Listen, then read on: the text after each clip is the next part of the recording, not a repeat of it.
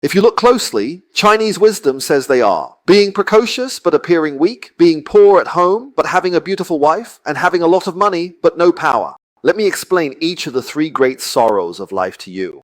If you have a lot of money but your family has no power, what happens to your money?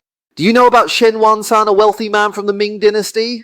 He had a lot of money, he was the richest man, but in the end, who took him down? That's right, Zhu Wenshang! So do you know why, when you have a certain amount of money, it must be combined with something else? Power. Because if you have too much money but no power to protect it, what does that money become? You become very vulnerable. This is called having wealth without power. A beautiful but tragic family, what does that mean? Your family is dirt poor, but your wife happens to be very beautiful. That's a huge disaster.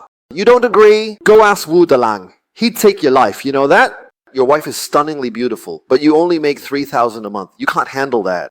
And what else? Another one is being precocious but weak. What does that mean?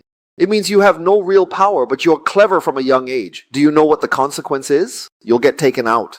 Isn't Yang Shu from the Three Kingdoms a classic example of this? He was too smart, and in the end, he died at the hands of Cao Cao. Cao Cao had a son named Cao Chong, remember? Do you remember the story of Cao Chong weighing the elephant? How did Cao Chong die in the end? He died at 13, bitten by a snake in the garden. What a coincidence, right?